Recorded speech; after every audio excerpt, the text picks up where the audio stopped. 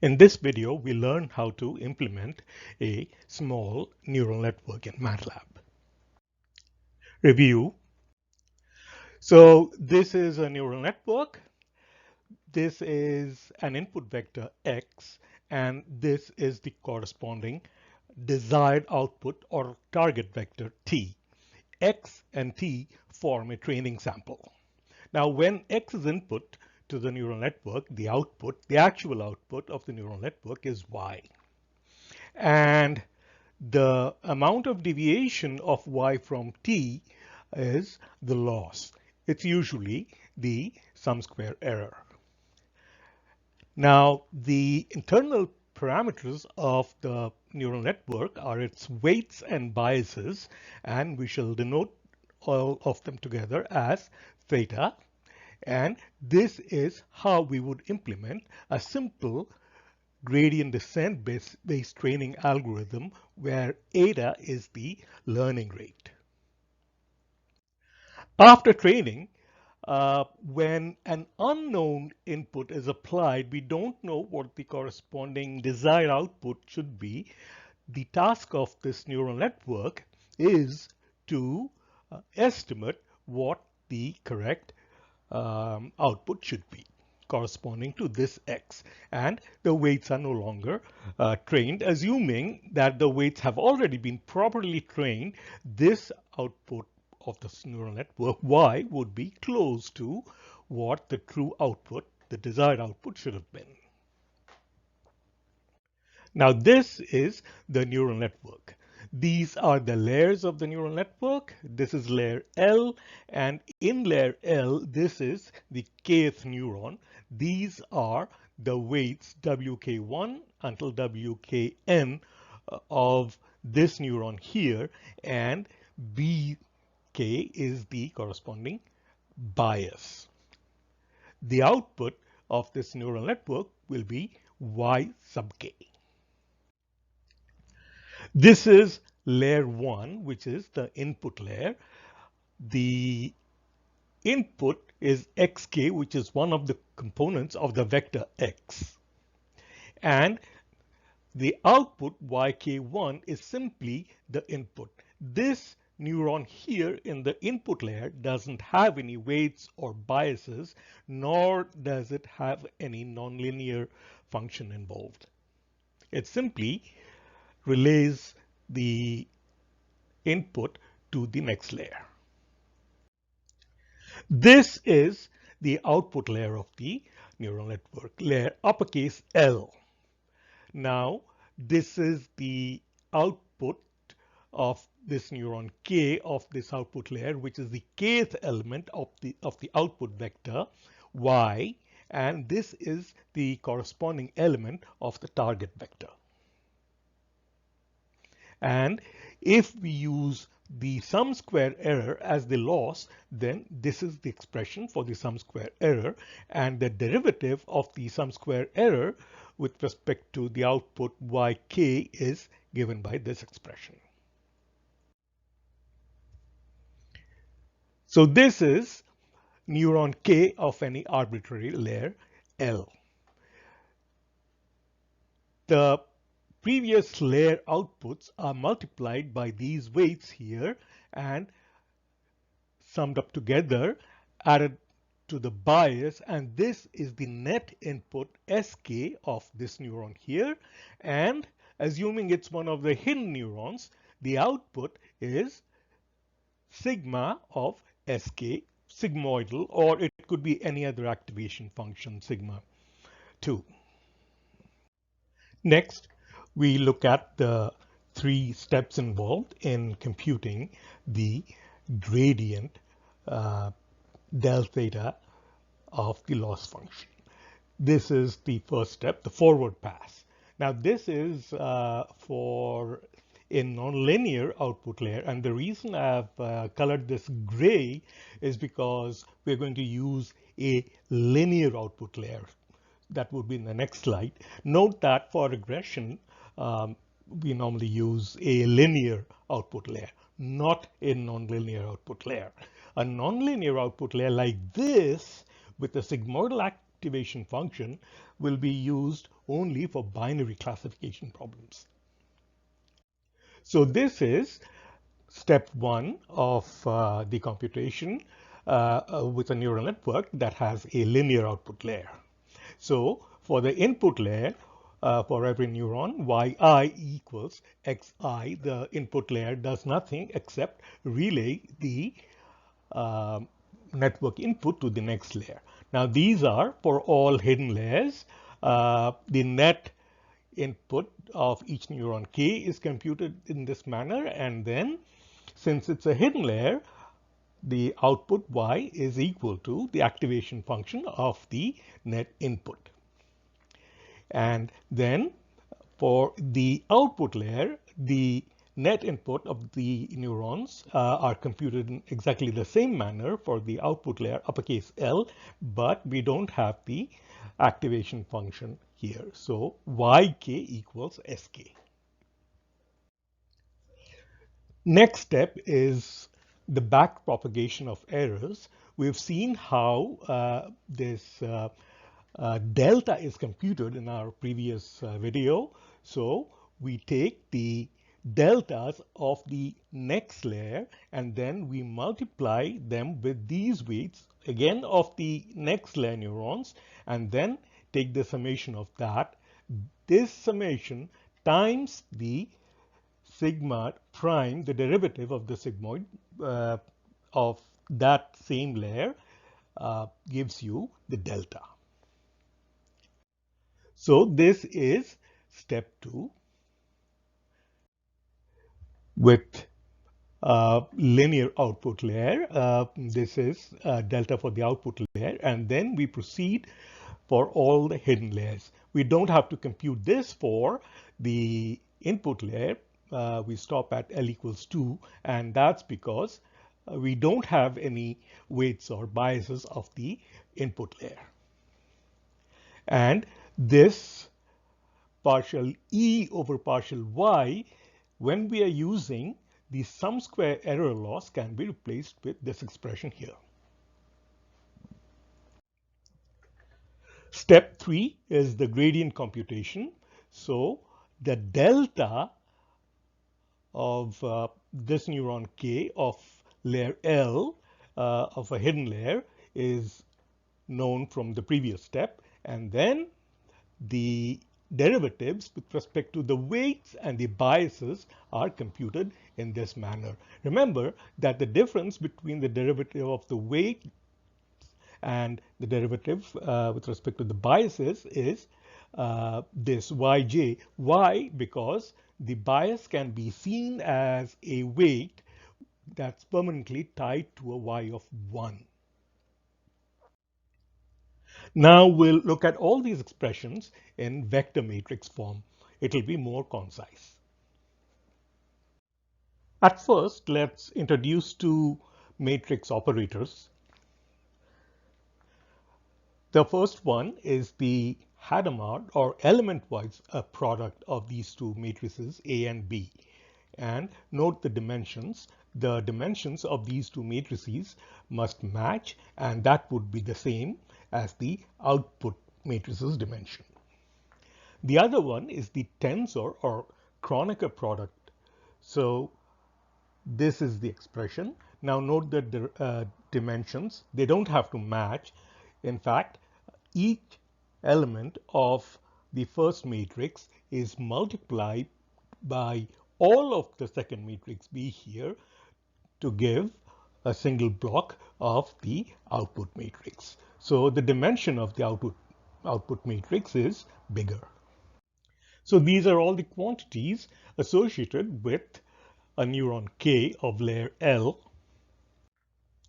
So these are the outputs of all the neurons of this layer L, 1 through n.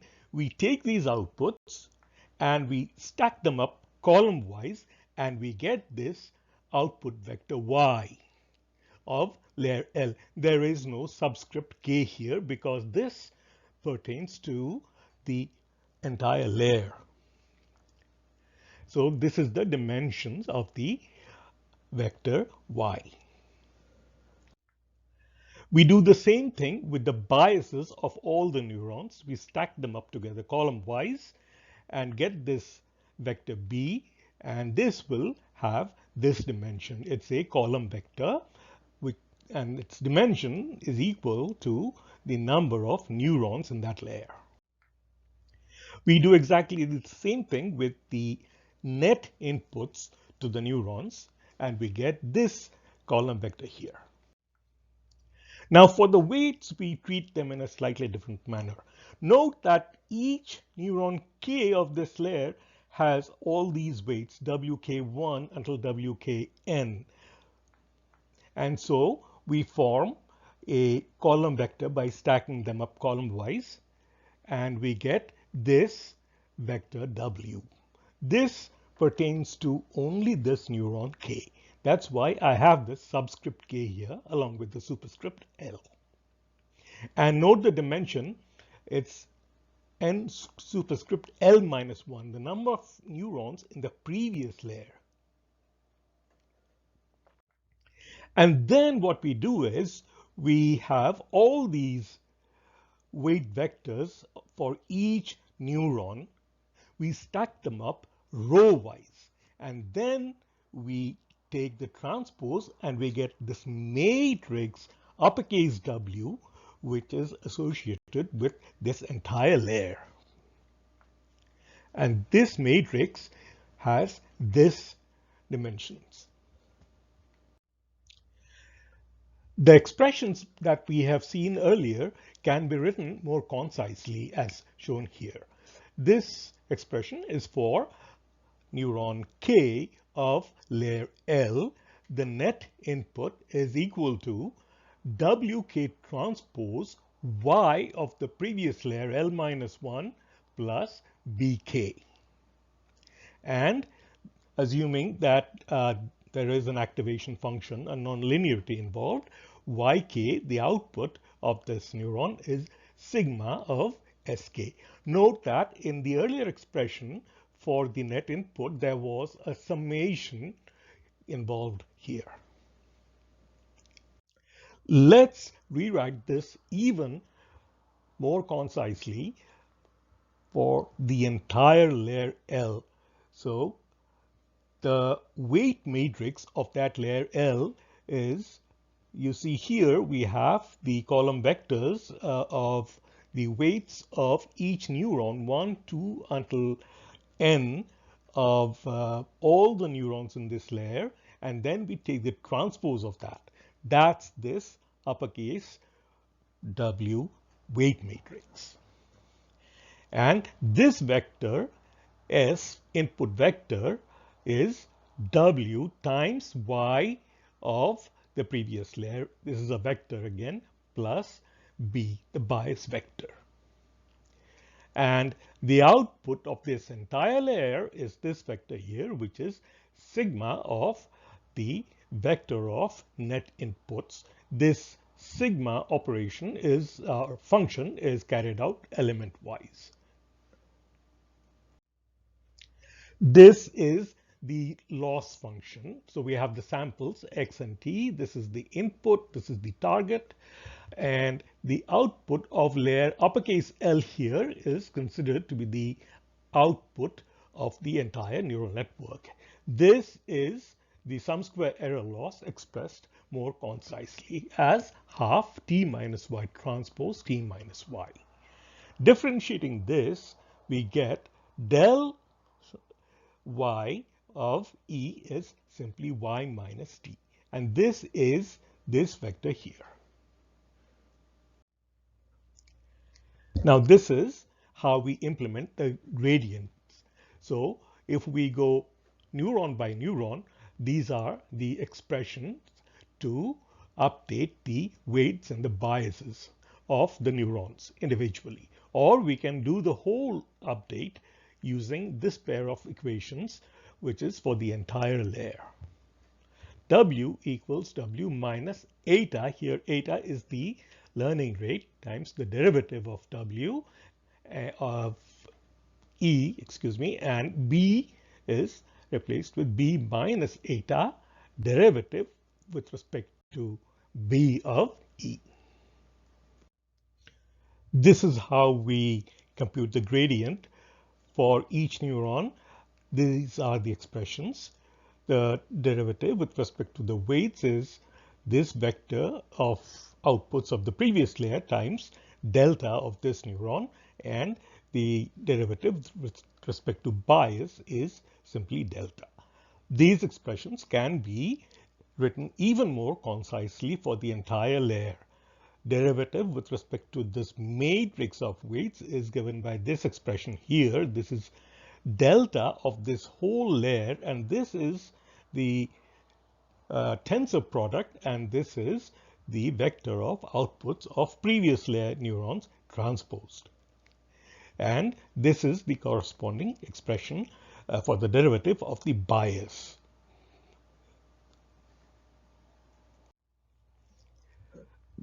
These expressions pertain to the backpropagation step. So this is the derivative of the sigmoid. It's carried out element-wise over each net input separately, and this is the vector of all deltas of this layer.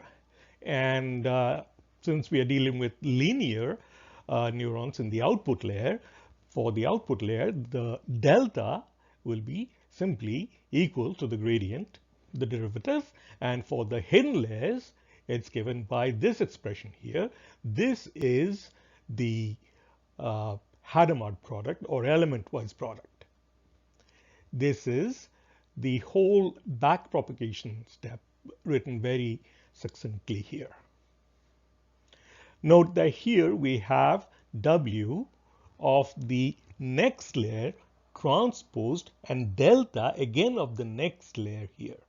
And then we take the element-wise product with the derivative of the sigmoid of this layer itself. And we know that the expression for the gradient when we have a sum square error loss is given by this expression here. It's simply t minus y. So this is the summary of the expressions we have seen before.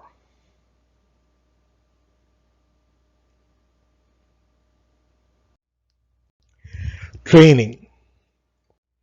Initialization. The weights and biases cannot be initialized to all zeros, for then there will be no training, and this can be verified from the earlier expressions. The situation is analogous to a pencil that's placed completely vertically. Since there's no direction, this vertical pencil would stand straight. So the weights and biases are given some initial random values. The random values range between negative epsilon and plus epsilon. If this epsilon is very large, then there'll be convergence to a local minimum. It's analogous to this situation here. A pencil is given a strong initial direction, and there's no choice for it except to fall in that direction. A too small value of eta will converge to a better minimum, of course, but the convergence will be too slow. It's just like a pencil given a very infinitesimal small initial perturbation. So this is the appropriate way to compute epsilon, and it's different for each layer.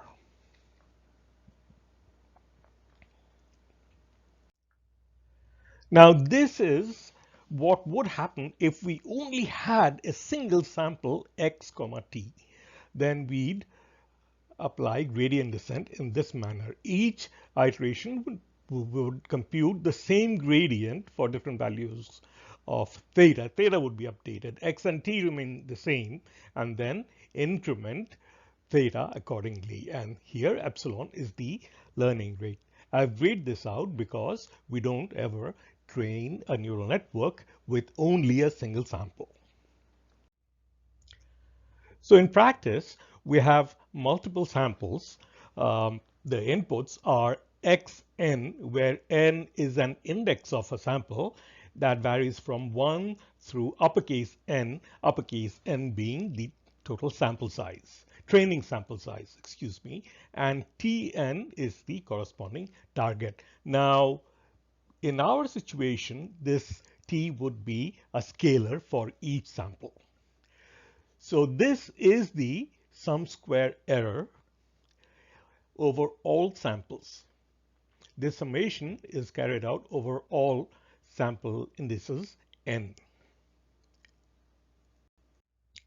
Each iteration of the outer loop is called an epoch. Delta theta here is the amount that should be added to theta for each gradient step.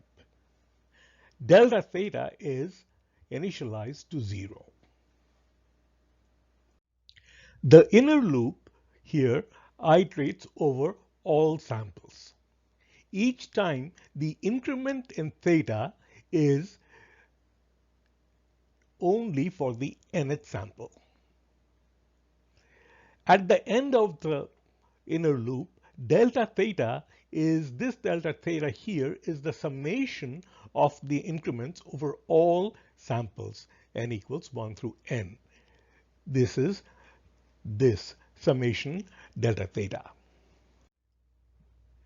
The drawback of this approach is that theta is updated only once after n iterations of the inner loop. This is slow. Stochastic gradient descent, or SGD, is a better approach. This is also what has been implemented in MATLAB, as we shall see later.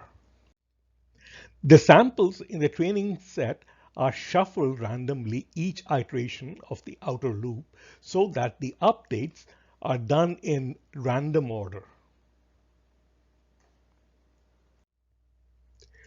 SGD updates theta once per sample. At the end of the inner loop, theta would have been updated n times. This results in faster training. In the figure here, each step is along the gradient for a single sample. So there is considerable speed up at the end in spite of the crooked trajectory. The learning rate eta should be selected appropriately.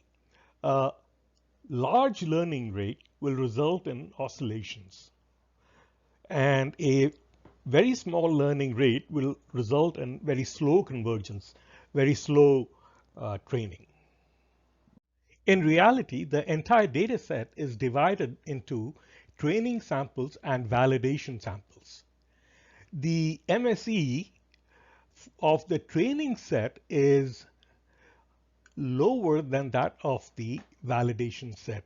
These are shown in blue and red, and that's because training is explicitly carried out over samples in the training set alone, not the validation samples. After many steps of training, the validation MSE will start to increase. This phenomenon is called overtraining. Training must be stopped before this happens. Now let's look at the MATLAB code. This is the source of the data set used, and there are 5 fields here which serve as the input. So the input is 5-dimensional, and the output, that is the target output, is 1-dimensional in our simple regression task.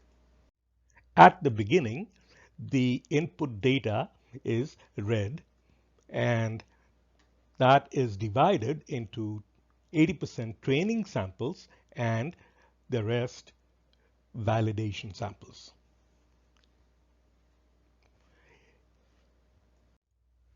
A 4-layer neural network is implemented in this example here. The number of neurons in the first layer is D, which is the dimensionality of the input samples, which is 5. The next layer contains 10 neurons. Then the third layer, hidden layer, contains 4 neurons. And lastly, the output layer contains a single neuron. That's because the output is one-dimensional.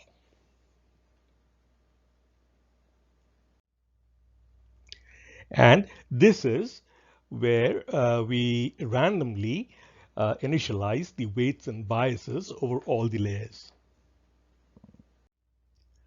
Note that theta is a cell array here, a two-dimensional cell array.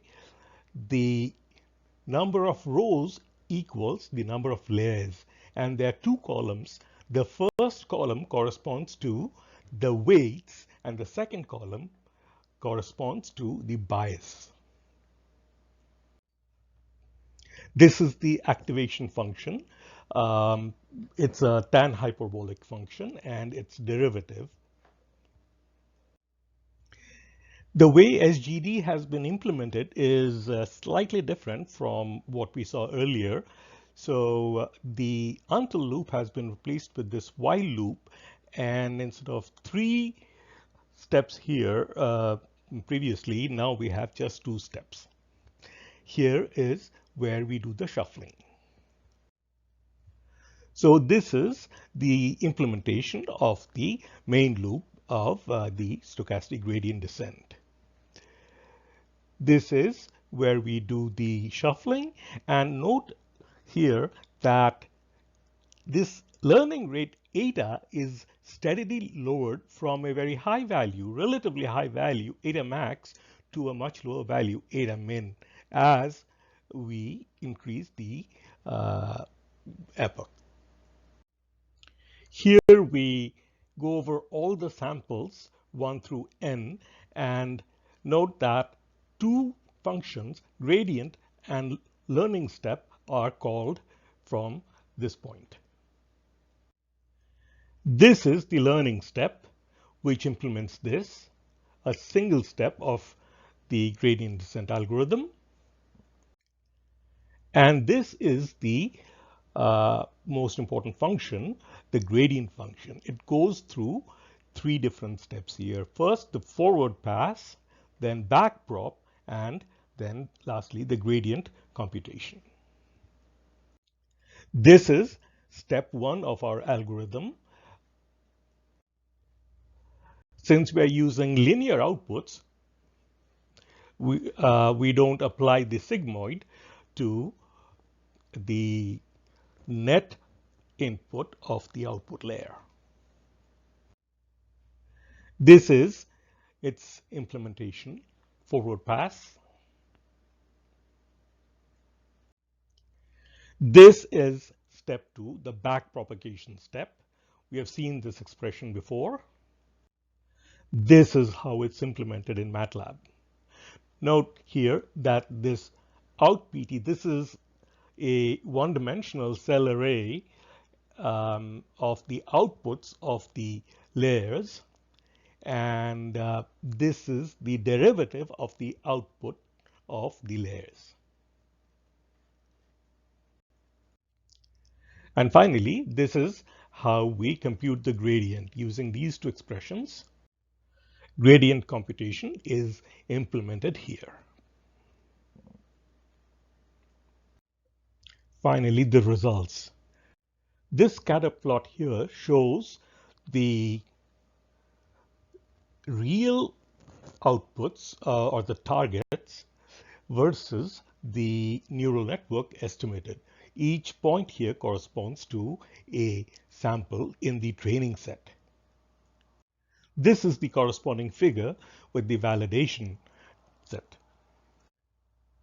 This is a plot of the epoch on the x-axis versus the mean square error on the y-axis. The blue curve pertains to the training samples, and the red pertains to the validation samples. This is with an unusually high eta learning rate. We would see these oscillations, And with a really small learning rate eta, the convergence is very slow. This hasn't settled to the minimum point here if you compare it with the previous slide. Now, this is the effect of the initial perturbation on the weights and the biases. Here, the weights and biases were initialized to a really high range of values, plus minus eta, and you see it gets stuck in a local minimum. Here, when the perturbation is very small, then the convergence is very, very slow. It's barely converged here.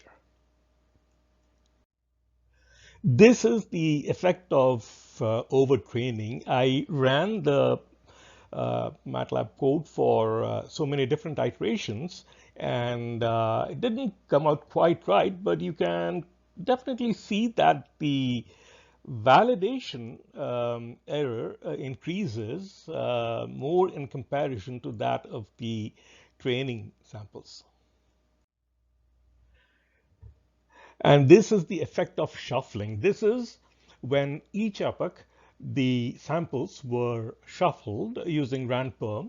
And this is when they were not shuffled. And you see that it's not converging as much. If you're interested in the full code, this is it.